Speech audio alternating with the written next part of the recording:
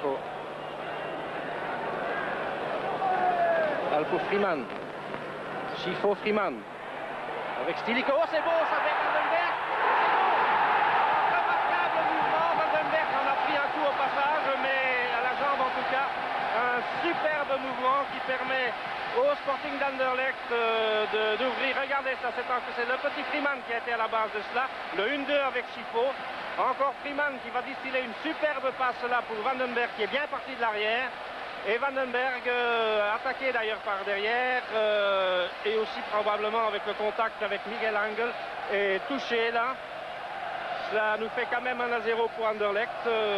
C'est important, bien sûr, nous en sommes à la 21e minute de jeu.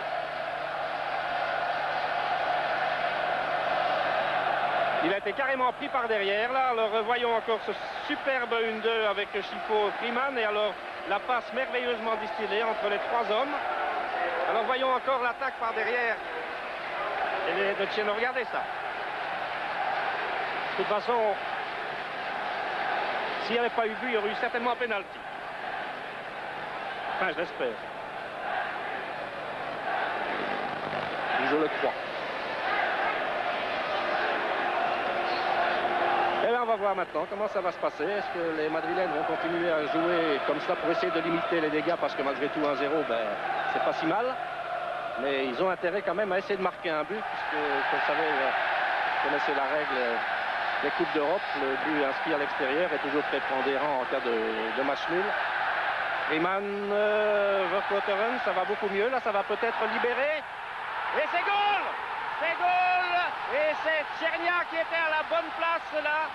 Attention à la carte jaune, Tchernia, il n'a pas resté là, et Chiffo non plus.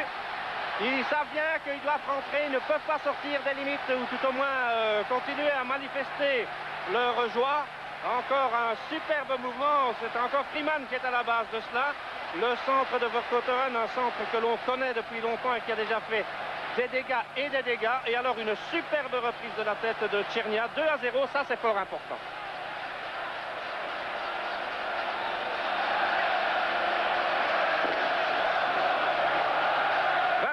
Voilà la carte jaune à Tchernia, c'est bien ce que je craignais. La carte jaune à Tchernia, qui n'avait pas, il connaît les règlements pourtant, ils les connaissent en coupe maintenant, on ne peut plus aller manifester. Et il y a encore Chiffo qui vient. Stilique. Et De Greef. De Greef, il n'y a pas de hors-jeu. Il y a Sanchez qui est là, Tchernia aussi, avec Chendo. Ça va être difficile parce qu'il est un peu... Oh là là, il y a pénalty! Il y a pénalty! J'ai l'impression que M. Roth n'avait pas sifflé tout à l'heure avec Arnesen, et il vient d'accorder maintenant un pénalty pour une faute qui a été commise sur Tchernia.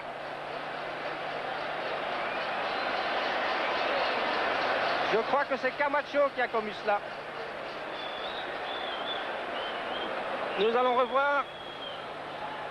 Non, c'est Chendo qui est avec lui. Hein. On est en train de pousser des deux côtés.